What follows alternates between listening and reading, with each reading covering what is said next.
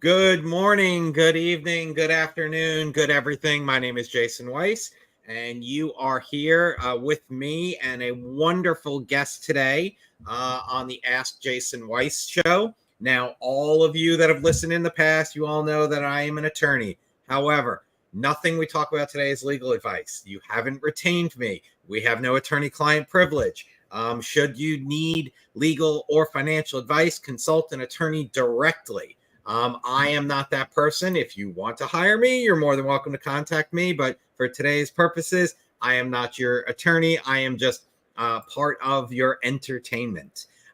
So I just want to say thank you for everybody for listening. Got tons of feedback from the show 2 weeks ago, and all we keep striving to do is get it better and better and better. And if you didn't see it, I was on the Author's Corner on Tuesday. And I was so excited to talk about my book, Shit They Never Taught You in Law School, The Survival Guide to Navigating the Law. And it's not just for attorneys.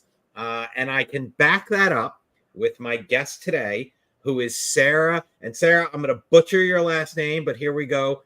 Bertollini? Yes, you got it. There we go. Sarah Bertollini. I always call her Sarah B or Sarah. So, and I'm terrible with last names, but Sarah Bertollini, who is like myself, who is a coach, who like myself is a coach in the legal world, but who is smarter than me and does not have that legal degree. She is smarter. She has all of the things that we need. Sarah is affiliated and works with an organization called Pact Legal. Phenomenal, game-changing, industry disruptive firm. And she also does some coaching with lawyers and non-lawyers and people. So Sarah is coming to us today live from upstate New York, where it's not 90 degrees like it is here in Florida. And Sarah, without further ado, please tell the audience just a little bit about you and how a non-lawyer gets dragged into a law firm. Like, we all try to avoid it like the plague, and here you are, like, I'm in a law firm. I'm like, oh my God. So tell us a little bit about yourself and how you got sucked into the law. Jason, thank you for that intro. It's an honor to be on your podcast today. I think that you're dynamic. And so this is just a real treat for me on a Thursday afternoon. So a little bit about my background. So I've spent 10 years in tech sales before I got into coaching, and I kind of fell into it. So for me personally, I was successful. I worked for a third generation family owned business in upstate New York. In the telecom space, I was selling data networks, and I was good at it. And, I liked my job for many years. And around 2015, 2016, I just was becoming a little bit disenchanted. The grind of sales was something that, I kind of, because I was good at it, I was promoted, I was earning a good living, but I wanted something more. And I didn't really know what that was. And so in the summer of 2016, it kind of hit me over the head. A very close friend of mine, and someone that I respect very deeply, shared with me, hey, I took this personality index and it's interesting. Read this about me.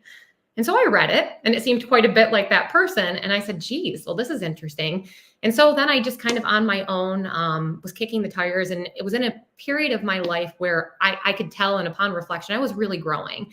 And so in learning a little bit more about, how I operate and reflecting and, getting some self-awareness, I was like, man, I am successful because I love people. It wasn't because I really cared deeply about selling large scale fiber networks or, telephone systems. It was all that people component. And so this idea spawned in my brain when people would ask me, like, how are you successful? At my company, I had a lot of people that were my peers, my coworkers, that would often shuffle what they would call like the PETA clients to me and say, Sarah's really good with them. And I'm like, well, I don't know why I'm great with these pain in the, what. And so through the course of just understanding that, coaching kind of came to the top of my mind. And so I investigated a little bit deeper, and I realized that the reason why I was successful was because I loved building those connections. And that really stemmed from my innate, really real love of people. And so, I said, I'm going to do this. I am going to, instead of going and starting like a sales training organization or trying to get a job somewhere, I'm going to hang my own shingle. And I started Typed Group in 2017. So I continued working for my company at the time, which was Northland Communications out of upstate New York. And I shared with them, hey, this is an entrepreneurial journey that I am going to be taking. I want to set out to not necessarily do sales training, but to teach people how to connect in a different way and to help people align what their measures of success and what their values are and identify them and apply them in their day-to-day, and how to get on with other people, because I believe that connections are everything. And so through that, I still do have Typed. That was founded in 2017. But how I got into Pact was, the founders hired me kind of as a consultant, I guess, at the beginning. And so I was kind of advising on the people end. Katie Santalella and Brent Xavier are the founding partners of Pact, and they were on a quest to disrupt the legal industry. After COVID, we all worked from home, and we knew very early on that we did not just want to be just another traditional law firm. We knew that we wanted to be fully remote. And, with kind of my added value there, we really came to the conclusion that people are everything, whether it's your clients, whether it's your team. So we knew that we had to have kind of a strong people arm in anything that we were going to build. And quite frankly, they both were like, okay, who's it? Not me. And it kind of got pointed to me. So, I started down that path, and, it took me about a year until I really, bit the bullet and made the decision, I'm going to come on full time and I'm going to channel my coaching here through attorneys.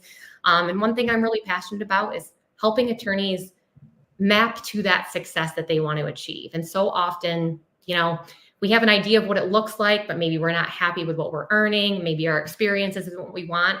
Coaching isn't advice. I can't tell people how to be an attorney. And that's why you and I hit it off when we first started talking, because of the fact that our theory behind coaching is not, okay, in order to be successful, you need to do 1, 2, 3. No. It's more of getting the person to say that. Okay, what does success look like to you? Because success to you, Sarah, could be working 9 to 5, going out for dinner every evening, doing a music class, because I know you're into music, doing a music class, doing something like that. To me, success could be, all right, I'm up in the morning because I want to wake up at 6 o'clock. I hit the gym. I close some deals. I work with some clients. I do this. And, I work till 10 o'clock at night and I go, oh my God, the time has passed, but I'm earning, $17 billion a year. Mm-hmm. So that's what it is. So you can't just say, and this is where you and I align. You can't say, well, in order for you to be successful, this is what needs to be done. No, that's not what it is. It is, in order to be, what does success look like for you? How do you get there? How do you define this? And you have them asking their own questions. Absolutely. And I personally, I'll share that when I went down the path and I was exploring, I want to be a coach, I had some, what I call mind trash, right? I had people telling me, oh, everybody's a coach, everybody's a consultant, nobody. And so that got to me for a little bit and it held me back. And it probably took me about a year into establishing Typed to say, you know what? Who gives two hoots what these people say? Like, I know that my value here is mapped to my personal values, and I see success in the people that I'm working with because they tell me that. It's nothing that I've done.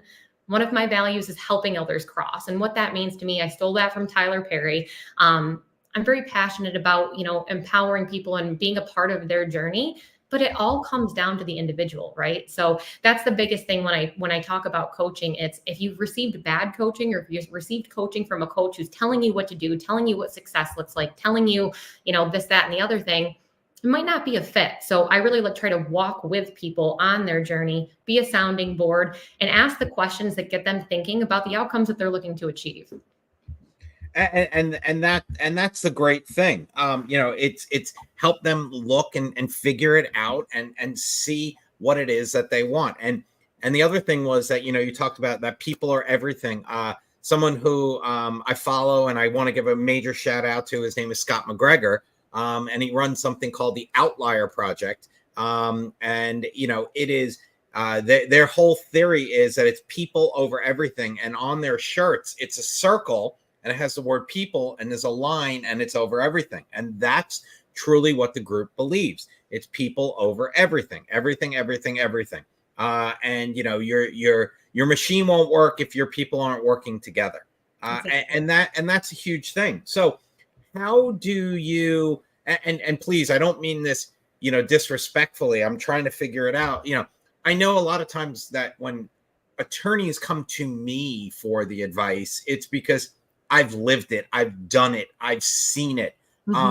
And when non-attorneys come to me, I still help them. But so how do you cross that bridge? I know, like early in my career, I worked with professional football players, and they would say to me, "Well, you're not a professional football player, so how would you know?" And at least I was able to say, "You know what? I played in high school. I played a little bit in college. I did this, I did that." But I was able to just switch the gear on them and say, "Look, I'm in my 20s just like you," because I was, and I understand, I get it. So do you ever have that resistance from the attorneys? And if so, how do you overcome it? That's a great question. So I will say that, do I have resistance? Yes. Even on our team here at PACT, we're a small team now of 12. I don't believe that coaching can ever be prescriptive. So it is a value that we have in our organization. People can take advantage of coaching with me. And many people are on biweekly schedules and we meet, and it's driven by the individual. So I look at my role in PACT or with anybody that I'm coaching is set the stage. Here's what I do. I don't need to know how to be an attorney. You know how to be an attorney. I am here as a sounding board and as a coach. So if you're looking for someone to kind of give you advice or to help you on that end, or someone with that lived experience, that's not going to be me. But I fundamentally believe that whether it's an attorney or it's a marketer or it's anybody in any profession, I believe that we have the answers. And if we don't, coaching will help clarify the questions that we need to either have answered ourselves or maybe tap into other people, whether it's in your company or in your network, to help get that clarity. So the goal is clarity. And so how I cross that bridge when I'm working with attorneys, if there is resistance, I call it out. I put it on the table. This is not something that you have to do, but if you're open to it and you want to give it a try, here's how I conduct my sessions. And I start each of my sessions with what I call a coaching agreement. I was trained through the Institute for Professional Excellence in Coaching. And it really just sets the stage and helps whoever I'm coaching understand that this isn't me telling you what to do. And I think that with attorneys in particular, by opening it up that way, no offense, Jason, but attorneys usually, in my experience, want to be the smartest ones in the room, and they usually believe that they are. So I am not the smartest one in the room. I know what I know about coaching, and it's my job to implement those practices with my clients. And then they see the value from there, and sometimes they don't. I'm no different than like a therapist, an attorney. I'm not the best fit for everybody. And I never take offense when people say, I'm not, this isn't really for me. But one of my biggest joys is when I have people that are resistors that then come back around and they say, oh, I didn't realize that that's what this was. And so that's one of the highlights, of my days and in my practice as a coach, is just seeing those light bulbs go off when people are like, oh, this could actually help me, because it's not about me. It's not, it's not a feather in my cap. Right. That's what I'm here to do. That's in alignment with my value. So if I can provide value and I can walk next to you, let's do that together. And if not, there's no hard feelings there. And I've been fortunate in my career that I have many people that I have the opportunity to coach that come back around. And, just this morning, I had a client that I worked with through Typed about 5 years ago that came back. I haven't heard from him in 3 years, but is looking for another session. And to me, that's success. It's like they remember they found value with this at one point in time when it was offered through their organization, and having them come back personally, that makes me feel very good. And that's a great thing. Like I've had that from, people that are like, well, you're just an attorney. So what do you know about, what do you know about business? What do you know about this? And I'm like, well, have you read my book, or have you checked my chart, or have you, and people that have read the book and or at least skimmed through it, other than checking out the page to put your gum when you're on a plane, they say, I got all these wonderful charts and they're good. Like I use them for my business, or I've adopted it to be on my own, or can I use your chart, or can you send me the chart as a Word doc? And I'm always like, yes. I'm just here. I'm a sounding board, and I could, I could be a chameleon. I could change my colors. I could do whatever. I can go with the flow. Mm-hmm. And that's what I think it is. When people want coaches to say to them, this is what you need to do, those are not the right coaches, right? The right coaches are, have you considered this? Or what about this? Or what about that? Or what do you think about this? Or, blah, blah, blah. So that's, that's the position that needs to be taken sometimes, with the coaching. I think it's very neat that, I think it's very neat that you work at a law firm where they have like an in-house coach, an in-house thing. It kind of reminds me of, I think it was a movie called The Intern with Robert De Niro, where they had an in-house masseuse, and it's the same thing. Not saying that, but the masseuse was to help somebody, to get them over the line, to do whatever, to reward them. Same thing like what you do at PACT. You get to help people, you get to check people, you get to, and that's an important thing. I think so too. And, and it's something where I'll share one of the things that as a coach is something that I am always mindful of. And I'm careful words are codes, right? So I'm careful to use the word challenge. But one thing that every day I have to remain conscious of is not hopping into other people's experiences. And I think that can be a hard thing for coaches, right? I recently just watched last night, I think it was season 2 of Shrinking. Now, again, therapy coaching, totally different.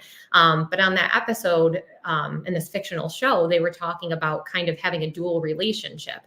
And when I'm working with these people, they're my coworkers as well as serving in a coach role. That's a fine balance sometimes, right? I do sit on the leadership team as well. But one thing I work with a coach as well that I am constantly, working on and being mindful of is it's one thing to walk next to someone while they're having their experience.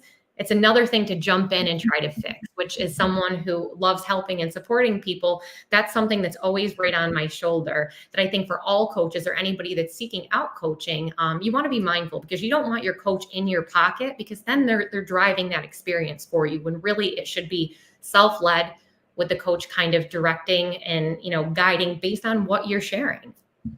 And that's what it is. It's always based on what you're sharing, based on what you're doing, based on, whatever else it's got to be. But, you can help people. And again, it's not help. This is what you need to do. It's help. And let's think about it. When they come to you and they say, I'm not happy because blah, blah, blah. Okay. The first response back was, well, what would make you happy? Mm-hmm. Or how can I help you? Or have you ever thought about this? Or have you thought about that? I go for chiropractic treatment with a guest I've had on the show in the past, Dr. Bogart, and he loves the phrase "and then," and this is what I mean. So I had a rough day today because I sat in traffic and I had to race back for the show, and then I'm sitting in my chair and I'm ready to go. And I got my drink and I'm ready to go. And that's what it was. So that helps me put it into perspective. Mm-hmm. And that's something that you learn. And I think one of the powerful tools of being a coach, a consultant, a guidance counselor is to listen and to not insert your own beliefs, but to get the people to figure it out on their own, really, right? I think the expression is, teach someone give someone a fish and they can eat for a day, teach them how to fish and they can eat for forever. Yeah. And that's what coaches are here. We're here to give you the tools. Think about it. Coach on the sideline, right?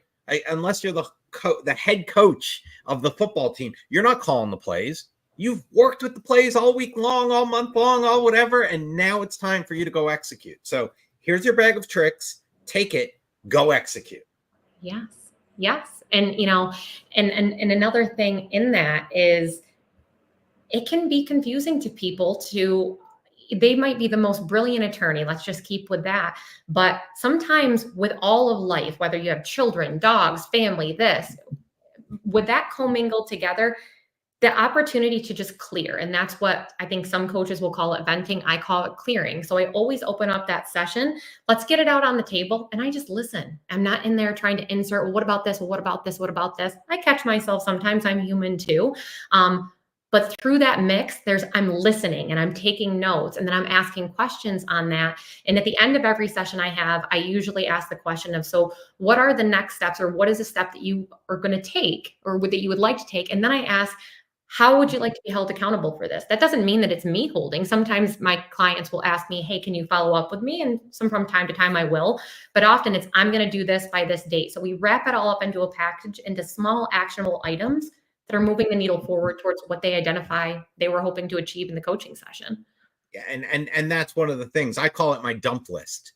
Yeah, I like that. And that's what it is. And I'm gonna make the audience wait a little bit on this. And we're gonna run to a commercial in about 20 seconds. And when we come back, I'm gonna explain what my dump list is, and then we're gonna talk about that, and we're gonna talk a little bit more about PAC legal. We're gonna talk a little bit more about tech, about sales, about everything great. So we're gonna go to a quick commercial. And we're gonna go from there, and I'm gonna be working on my dump list while we go to commercial.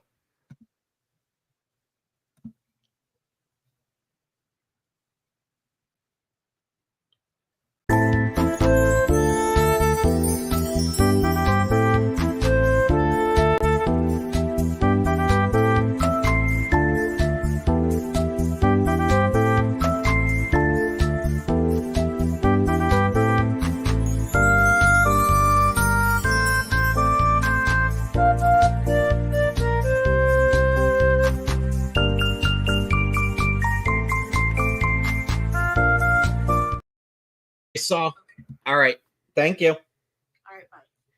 So I was working on my dump list, and my phone, of course, rang during, and I've got a closing that's going on, and there's some questions. So wait, I'm an attorney. Anything we talk about here today is not legal advice. I am not your attorney unless you hire me. There is no attorney-client privilege. Should you seek legal advice or financial advice, consult an attorney directly. Now, I broke with major, everybody's waiting for this. What is my dump list? Well, my dump list is, for me, it's so that I can go to bed or I can get on to the next project and not worry about it. So what does that mean? If I'm sitting here and we talk about something, and Sarah mentioned tech, and it's like, oh my God, I have a tech project and I need to pick her brain. So I'll write down on my dump list, Sarah, tech. And I know it's off my head. So when I put my head on my pillow tonight, I don't wake up in the middle of the night and go, oh my God, I forgot I needed to talk to Sarah about tech, because it's already on my list. So that's my dump list. That is the way that I take the things that are in my brain that could keep me up at night, the voices in my head, all that kind of good stuff, and I literally put it into a book. And in that book, I go through every single thing, and whatever else it is. So that's my clear my head, my dump list, my let's move forward list. And that's one of the great things that I've learned, and I learned that through working with coaches, that if I get it off my head, then that's where it is. And Jason, and I think that is such a great practice. I do something similar. Before I wrap up my workday, like anybody else, I'm pulled in 27 different directions. But you talk about waking up at 3 a.m. Oh my gosh, I forgot to tell Sarah that. That used to happen to me all the time. Even as recently as like 3 years ago. We're growing, PACT is getting bigger. I have, beyond just coaching, I have many other responsibilities that I oversee here, like onboarding, training, and interviews, recruiting. And I started implementing this practice, and for a while I was sleeping with a notebook by my bed. And that, I realized, was not as helpful as just taking the time at the end of whenever I'm wrapping up my day in my office. And I try to use my office as my office. So when I'm down here, I work from home, I'm working. But that has helped me tremendously, especially on Fridays. I take a little bit more time so that I know that I can go into my weekend and not have all of those squirrels in my brain rattling around of all of the things that I have to do. So I like that. And I like that term, dump list, and I'm going to steal that from you. I'm going to use that with my clients. Go right ahead. I stole it from another coach, and she told me I can use it. So that's what I use. And look, I still wake up in the middle of the night. Oh my God, I didn't do this or I didn't do that. Like, it's not going to stop, but it's definitely better. And I find myself waking up in the middle of the night. And like you said, in where I'm currently at, I was able to make this room that I'm currently in, that I always seem to be in, it is my office. It's not like my prior house where my office was my dining room table. This happens to be my dining room table. I used it, but there is some separation. And during COVID, I think that's what drove me crazy mentally, because I would walk out and there was my office, and oh, I'm not sitting at my desk. Maybe I should be sitting at my desk. At least here it's on the other side of the house, and I can close the door. Now, I admit I spend a lot of time in here, and that's my fault. But at the same time, I do have the option to walk away. Yes. And, and I think that you have an office, we were talking before the show, similar to how mine is set up. It is a bit of a reflection of my personality. I enjoy being down here. But it is nice to be able to separate, because especially for attorneys, and especially in PACT and in our model, we're all working from home. We have very busy jobs. We have, attorneys, they're working quite a bit. And so having the ability to just separate that space, I know for me, has been really important. And it's something that when I'm working with other people, that they're like, oh, I just have so much, I'm struggling with balance. That separation can really help, because especially in your home, if you have other people there as well, it can feel like you're on all the time. And I personally don't believe that that is great for mental health. But unfortunately, in our profession, we feel like we have to be on all the time. And when you're a solo or a small firm like myself, I feel like I have to be on all the time. And, it kind of changed for me when I did hang up my own shingle and did do my own thing. For me, it was like, well, working weekends was the norm. Working at night was the norm, because that's what it was. When I was working for someone else, I would do it when the work needed to get done, but it wasn't a normal, right? I would never say, no, I won't work on a weekend. It would be, hey, this has to get done over the weekend. I'm going to get it done. It wasn't, oh yeah, this is due Tuesday, let me work on it all weekend from the office. I remember, way back when, it shows my age, I had the BlackBerry, or the Blueberry as they were called. And all I wanted was that, so I could respond to emails and do everything from my phone. And then once I had it, kind of wish I didn't. Yeah. Funny how that works. Yeah. Grass is always greener on the other side until you get there and you find out it's that cheap plastic AstroTurf stuff. But these days, with these things, we're connected. And if you don't respond back immediately, and you and I texted back and forth, I think yesterday we were talking about the show and talking about life in general, and I wrote you back, and you're like, you don't need to write me back like immediately. It's good. But I think society is trained where you need to write back immediately. Oh my God, why didn't he write back? It's been 5 minutes. It's been 7 minutes. I see he read it. Why hasn't he responded? Oh, he's typing. I see the 3 dots. And that's what our society is. It is hurry up and get it done. Yes. And in our world, it's a hurry up and wait. Yeah. And it's so funny that you mentioned that specifically about, with the cell phones and, people are expected to respond. And I am someone, I just had this conversation with my daughter this morning, my stepdaughter. So she recently, her birthday was on Monday. She turned 16 and she got an Apple Watch. And so she had to update her iPhone to iOS 18. And she said to me, well, I really don't like the new iOS, but I do like the fact that when I'm texting my friends with Androids now, they have read receipt in the newest software upgrade, so I can see when they're typing. And I said to her, my God, I hate that. I said, it's one thing, because we do need to be responsive, right? Especially in the legal profession. I know at PACT, it is our expectation that, our staff respond to any client outreach within 24 hours. That's professional courtesy. But again, well, let's go right there. If you set it up and that's your rule, and sometimes people put that on their signature block. I do it all the time, right? I'm leaving, I'm getting on a plane, Saturday morning, and my signature block will say, I'm heading out of town for a family situation, which is true. It's a good thing. And I will not be responding to emails until Monday afternoon, because that's when I get home. I think the whole thing about society, and I watched this recently, we all want to be in the know. That's what we want. We want to be in the know. If it's what your favorite celebrity is doing, or what your favorite athlete is eating, or their favorite person is wearing, we all want to be in the know.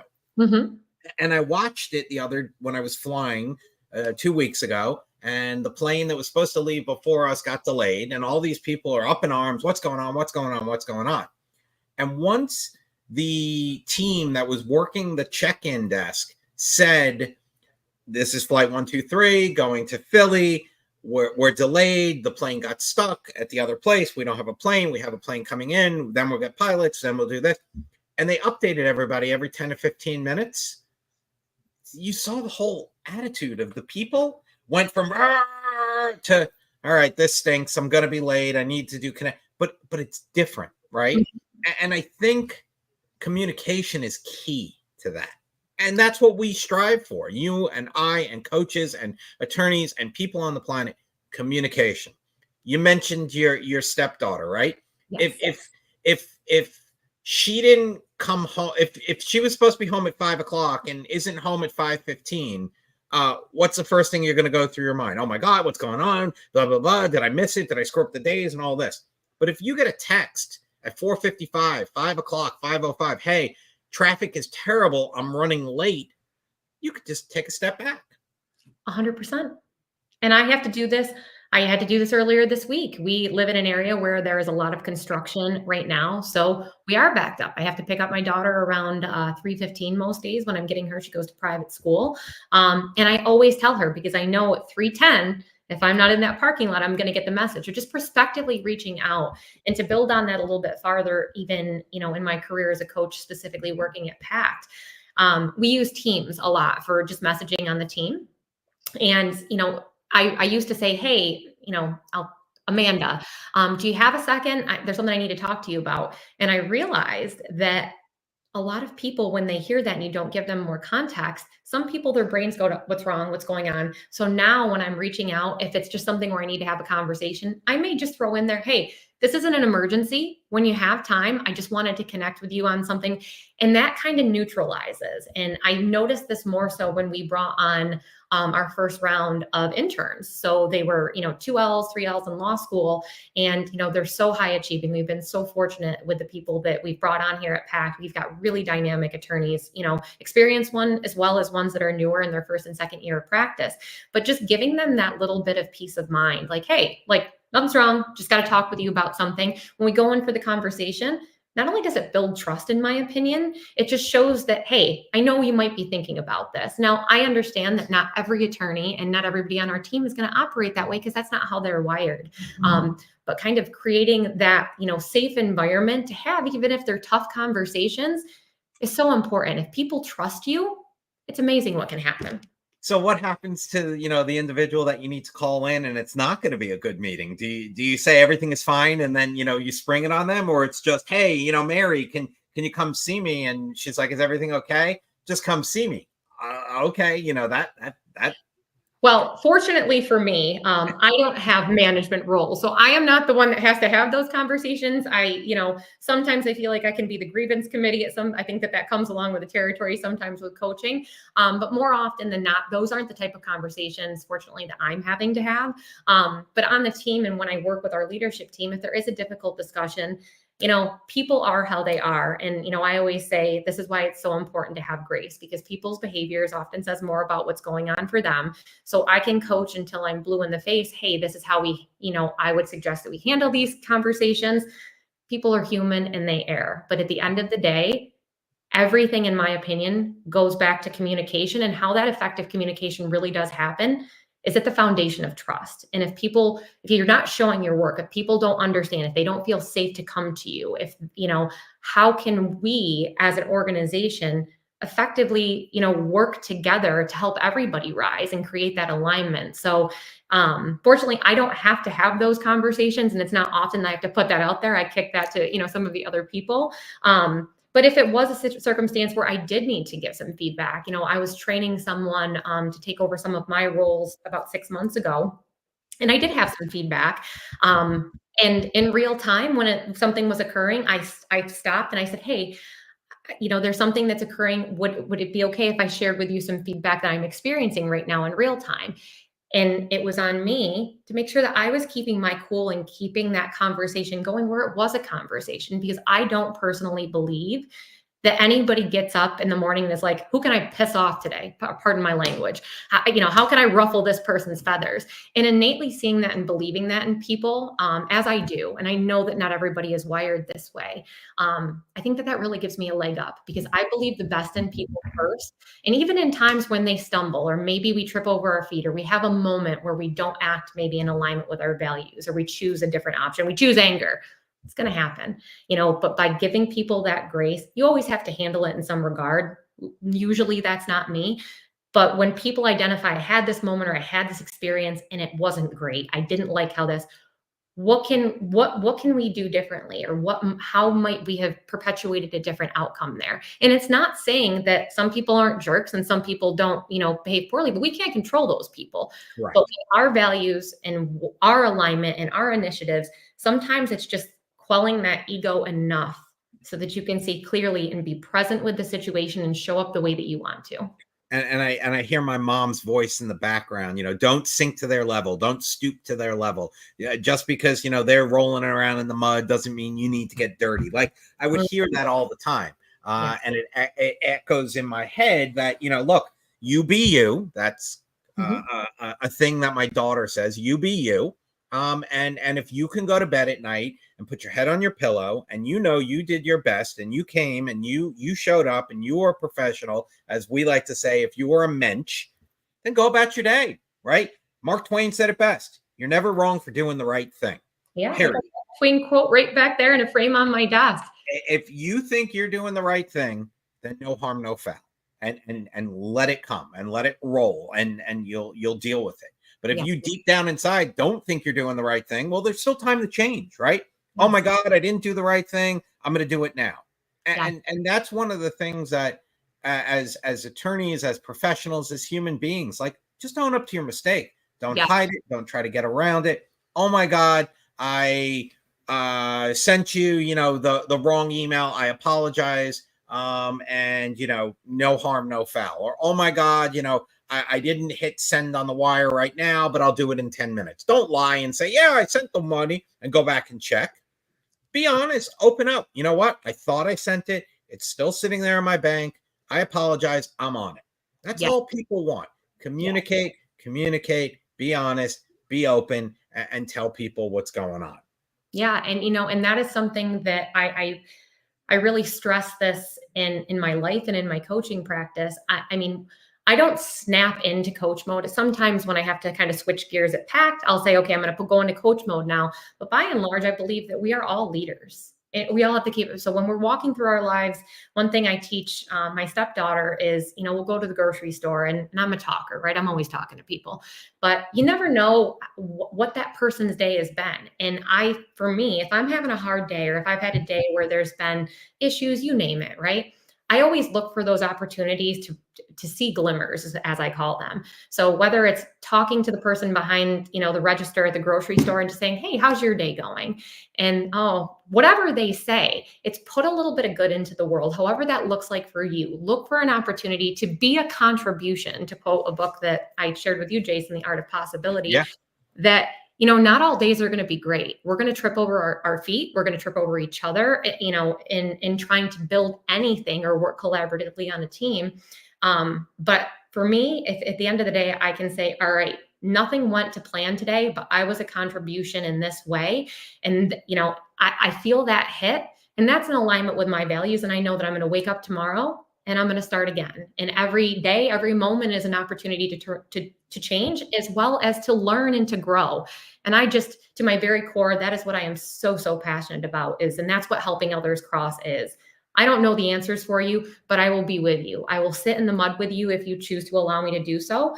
And I will help you cross just by asking questions, and really you're helping yourself. And I believe that creates a better world. A bit altruistic, but I really believe that. Yeah. And I'm the same way. I'll go up to the person at the grocery store. How you doing? What's going on? If I'm sitting in a room and I laugh, oh my God, that was funny. Like, it's people just need to be, that's me. I'm outgoing, right? If I'm going to sit there, I'm going to say something, and I'm going to do it. I'm also the type, though, and please, it's not you. Don't worry. Hey, you have something between your teeth. You do not, I promise. And if you do, I can't see it, but I don't see it. But I'm the type that I would say to you, Sarah, real quick, go like this. You got something in your teeth. So why should you be embarrassed for the rest of the day? And when I say something like that, people are like, thank you for telling me. Like, not everybody would tell me. I'd walk around with this green thing in my tooth. No, no. Tell people. Tell people. Do that. Yeah. And that's what it's all about. And it's funny you say about the teeth. I was at a career symposium at Syracuse Law School last week, and just in the bathroom before it kicked off, there was a girl in there, a student saying, no one told me that I had this. I said, it is so funny that you say that. I said, I had an interview last week where I had a piece of pepper stuck right in my tooth the entire time, and no one said anything. And it wasn't until I went to the bathroom. But all to say, that also establishes trust. Just being human. We all put our pants on the same way, right? And so jump right in after no, I'm kidding. One leg at a time. We all don't put our pants on the same way, because some people could be left leg, right leg, some people could be both at the same time, some people could lay on their back on their bed and pull it on. So I just can't believe that we're almost at the end of the show. And I had so many tough questions, and I teased you before we started that I always save my toughest question for last. So here is my toughest question. I know because of Instagram that you are a music person. I am. If you had an opportunity to go to a concert and then have dinner with that group or individual, who would it be? Oh, I mean, the obvious choice that feels very obvious here would be, I'm a big fan of the artistry of Bob Dylan. Okay. So I say the artistry because I am not fanatical about Bob Dylan himself. I don't know Bob Dylan. This is very in alignment. But I would say that, oh gosh, this is a tough one as I love music so much. I would say probably Bob Dylan. He's been his work, his art, his poetry, his writing. I like that he has always been who he is, and love him or hate him, he's going to do what he's going to do. And he's reinvented himself. I mean, he's got many different albums. So I'm very inspired personally by that as someone who is ever changing. Even when you asked me to join this podcast, I said, geez, I'm a little nervous just because I don't love putting things out there, because I'm always evolving. What I say today may be very different in 10 years, but what I came to is I know what my values are. I don't believe that they're going to be changing. My highest value is love, helping people cross. And I do really love music. So Bob Dylan specifically, and his work, his artistry has been really inspiring in my life. So I think that he is who I would choose to go see in concert, which he's not the Bob Dylan that he was back in the 60s. I've seen him many times, but I'd love the opportunity just to sit in his presence and learn. Yeah, I think I would either go with Billy Joel or Dave Matthews. So those would be one of my two. Sting would be up there, but I think Billy Joel and Dave Matthews would be my two. I like Jelly Roll. I think he's doing some great things out there. And Jelly Roll had some a legal thing come up having to do with Waffle House, and I thought it was great, and I read about it and all of this and all of that. So I read an article. I don't know how much of it is true. I read it on the internet. There's my disclaimer. But so I guess one more tough question I got. You said Syracuse. So football team that you guys root for up there? Well, everybody. So I candidly am not a huge football fan. I will say that we are in Bills country. So there's a lot of Bills fans around here, and SU football, people who love it. We've got a couple members on the team who are diehards. We have one of our associates who, it's funny, we do team shares. I do this on Friday, and it could be personal, professional wins. I throw some flavor in there sometimes, but this one gentleman every week during football season, he's like, I'm excited to watch the games, and he's got his game set up and he just absolutely loves it. So yeah, SU is big. And I want to say, you said Sting and Billy Joel. I don't know if you're aware, but they are going to be playing at the Carrier Dome next March. So I don't know if you want to make a trip here to Syracuse, Jason. Maybe we can go and I'd have to and do an introduction and have dinner with them. Might have to. If we can get dinner out of it, I'm there. No problem. Sting and Billy Joel are two, and Dave Matthews. I'm a John Mayer fan. That's my thing. And Syracuse is known for lacrosse. You got Casey Powell and a handful of others. So, it's all good. I've been at the Q campus. I met Coach Gate. Good people, good place to be. So a lot of fun. Just like this podcast was. I mean, this was a lot of fun. Thank you for being here. We only have about 30 seconds left, so I'm getting the countdown. I'm getting the thing, but I do want to thank you. If people wanted to get in touch with you, Sarah, what's the best way to do that? So you can reach out to me through my Pact email address, which is Sarah with an H at Pact, PACT legal.com. That's the fastest way. And anybody who reaches out who is listening to this podcast, I will get back to, and I look forward to speaking with anybody who's interested to learn more about coaching or Great. Pact. So for those of you that aren't watching and just listening, it's Sarah, SARAH at Pact, PACT legal, legal.com. It's on the bottom, pactlegal.com. We got Sarah B here. Thank you so much for being here today. It was such a pleasure. I wish you nothing but success with coaching and everything else. And you and I will be in constant communication, I am sure. But again, thank you so much. Enjoy the rest of your day and stay warm up there in Syracuse. For everybody listening, we're on the new streamingnetwork.com. Thank you to CC and the team. Going Bold, Going Solo Network Radio, and the GoingSoloMedia.com, home of Going Bold Media. Thank you, everybody, and see you in 2 weeks. Thank you, Jason.